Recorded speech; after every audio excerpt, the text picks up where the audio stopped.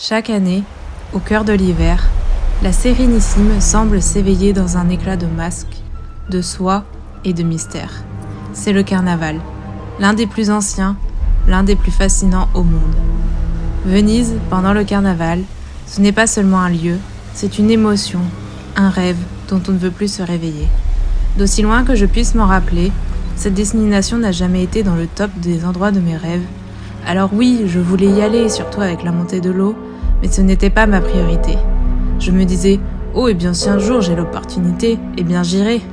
Et ce jour est arrivé, et je me suis prise une claque visuelle, mais genre vraiment. Mais avant de se perdre dans les ruelles étroites de la ville, remontons un peu le temps.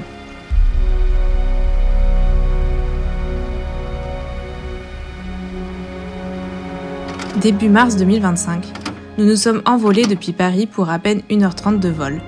Ce qu'il faut savoir, c'est que l'aéroport n'est pas dans Venise même, mais sur la rive nord de la lagune de Venise, à plusieurs kilomètres au nord du centre historique.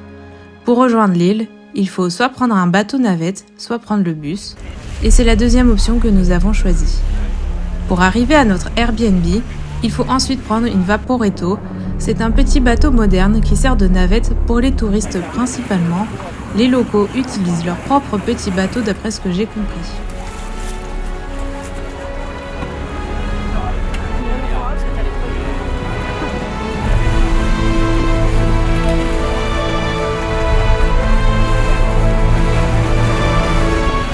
Et rien qu'en faisant ce petit trajet, on s'en prend plein les yeux.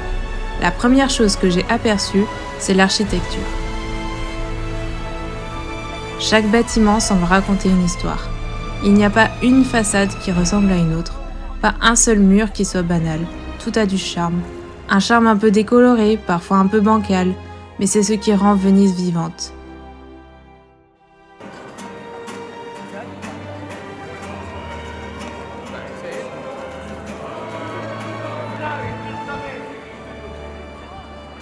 Une fois arrivés, nous avons déposé nos valises à l'Airbnb situé dans le quartier de Saint-Marc. L'île est composée de plusieurs quartiers qui sont facilement accessibles via des grands ponts qui traversent les plus gros canaux. C'est ainsi qu'en marchant, nous avons pris par hasard le pont de l'Academia qui enjambe le Grand Canal avec sa vue unique.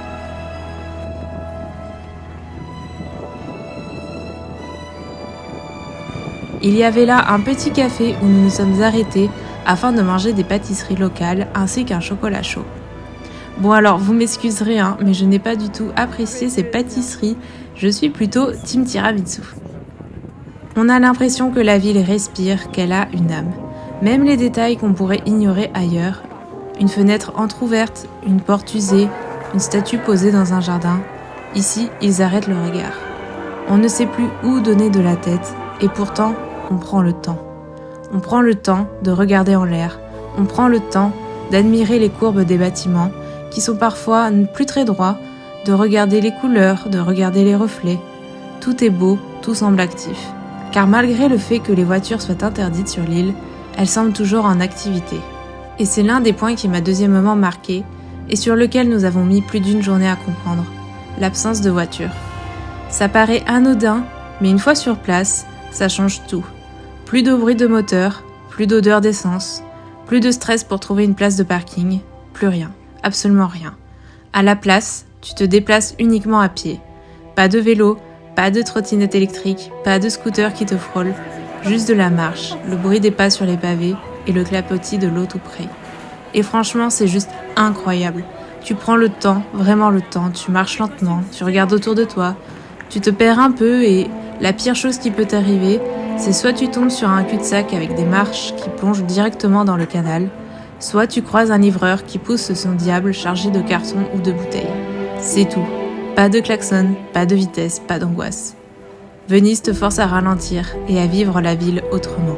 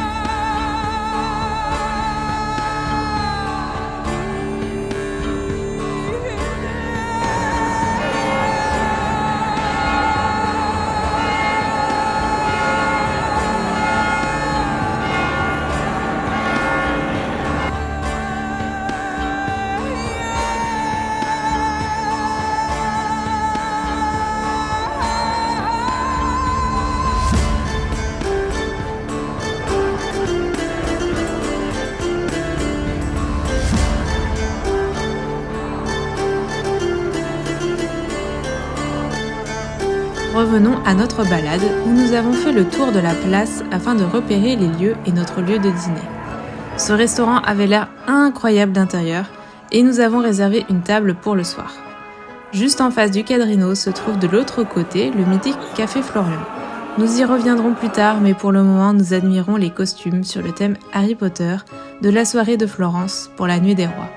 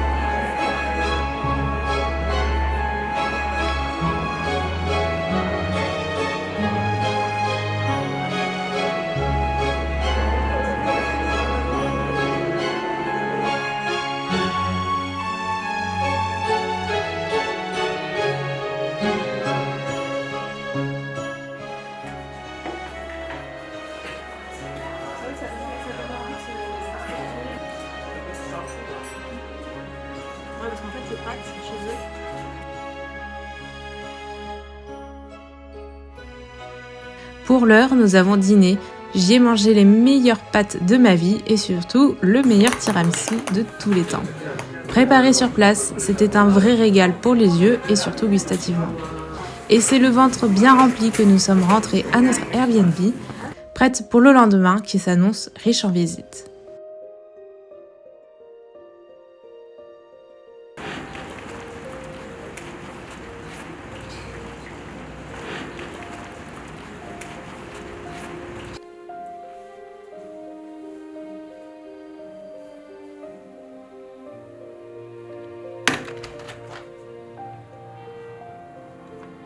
Au petit matin, nous avons pris la direction de la place Saint-Marc qui était presque vide, un sacré changement avec la veille.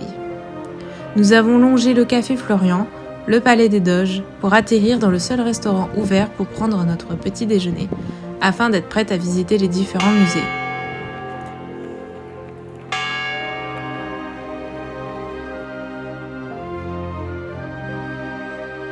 La place Saint-Marc est un lieu de vie, de fête et parfois de drame.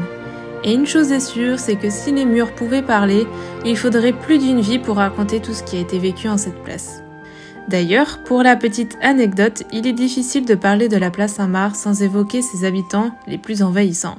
Et alors là, attention, je ne parle pas des habitants, mais bien des pigeons. Il fut un temps où les touristes pressaient ici pour se faire photographier, bras tendus, recouverts d'oiseaux, le sourire aux lèvres. Content de repartir avec un cliché unique et sûrement quelques fientes sur les épaules, mais bon. Mais tout ça, c'est fini. Depuis 2008, la ville de Venise a pris une décision radicale, interdiction formelle de nourrir les pigeons, sous peine d'une amende pouvant atteindre 500 €. Et là, vous allez me dire, mais enfin, pourquoi ? Leur déjection acide détériorait les marbres précieux, les mosaïques millénaires et même les structures de la basilique, ajoutez à cela des risques sanitaires. Voilà, c'était la petite minute pigeon, histoire de dormir moins bête ce soir.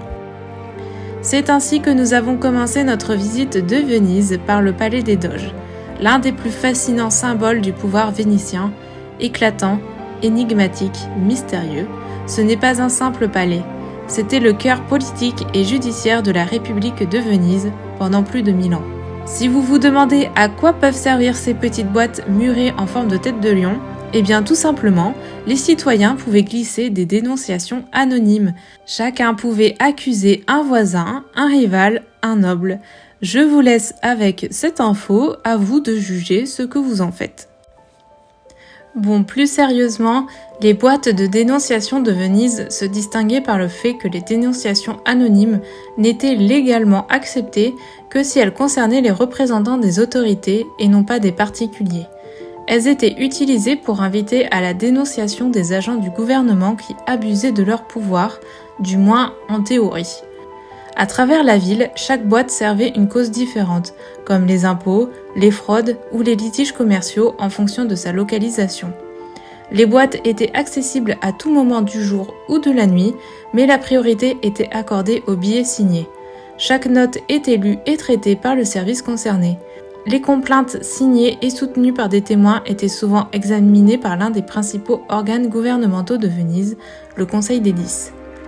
S'ensuivait une collecte de preuves et une enquête approfondie dont les conséquences pouvaient être terribles à la fois pour l'accusé et l'accusateur si ce dernier était pris à mentir.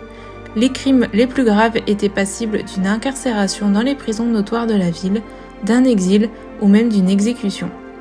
Le système n'était pas sans faille et il lui arrivait de condamner des innocents.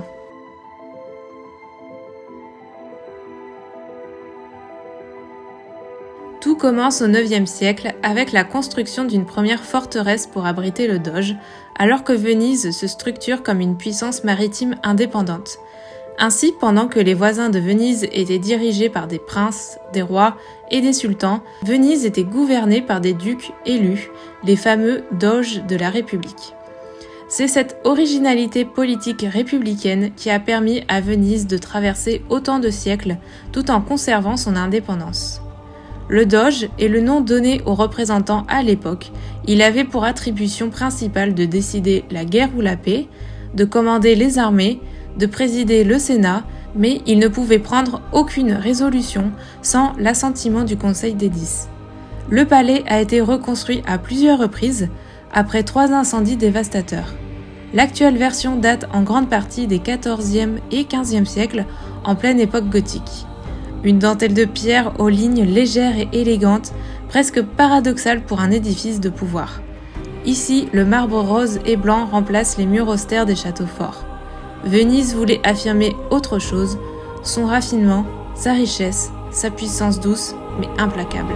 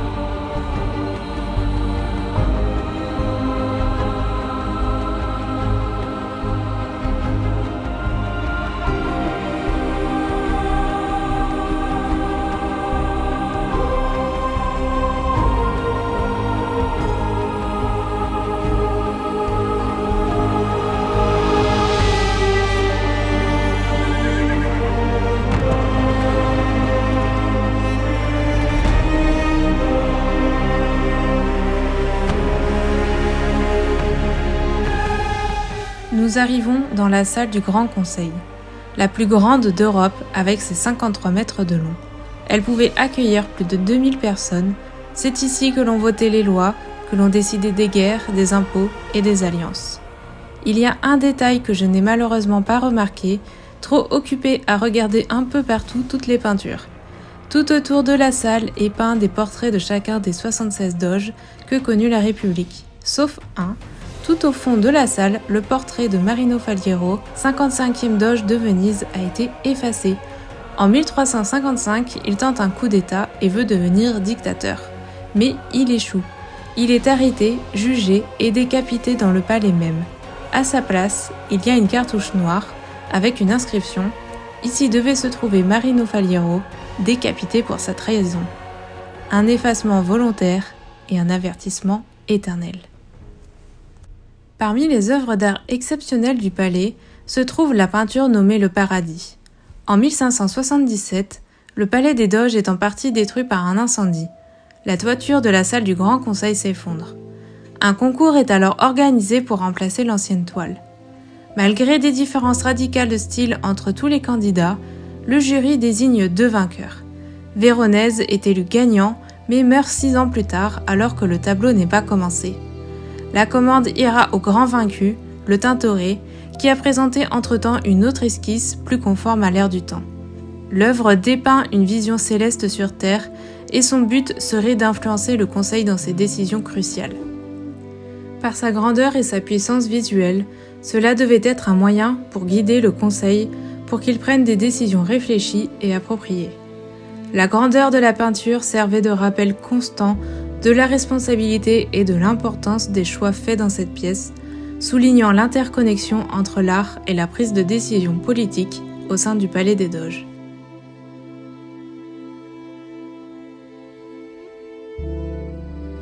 En descendant les escaliers, on rejoint les prisons du palais. Puis, en traversant le célèbre pont des Soupirs, on atteint les nouvelles prisons, construites en 1600. Son nom vient de ces soupirs lancés par les condamnés, qui voyaient par les petites ouvertures leur dernier regard sur Venise, avant l'obscurité des cachots. Parmi les prisonniers les plus célèbres, il convient de retourner en 1755. Le célèbre aventurier et homme à femme Casanova, âgé de 30 ans, est arrêté et incarcéré dans les combles du Palais des Doges à Venise. Décrit comme un homme grand et athlétique, à la voix chaude et profonde, Casanova est adepte du jeu et des salons. Athée, anticonformiste et libre penseur, il est aussi un aventurier habile et doté de grandes ressources. La cellule de Casanova avait un plafond bas qui l'obligeait à se tenir courbé. Elles étaient extrêmement froides en hiver et très chaudes en été, le toit en plomb contribuant à ces conditions extrêmes. Avec un autre prisonnier, ils parviennent à se procurer un pied de biche qu'ils cachent dans des livres. Puis commencent à creuser un trou dans le plafond, la nuit lentement, pendant des semaines. La veille de leur tentative, on transfère Casanova dans une autre cellule. Il doit alors tout recommencer. Il se fait passer pour malade et gagne la confiance d'un gardien. Pendant ce temps, Casanova observe et attend. Le 31 octobre 1756, en pleine nuit, il force la serrure, grimpe sur le toit, traverse les combles et parvient à s'introduire dans le palais. Déguisé en noble, il descend tranquillement l'escalier principal et sort tout simplement par la grande porte. L'évasion est un chef-d'œuvre. Casanova prend une gondole et quitte Venise au lever du jour. Il laissera derrière lui un empire sidéré et une légende.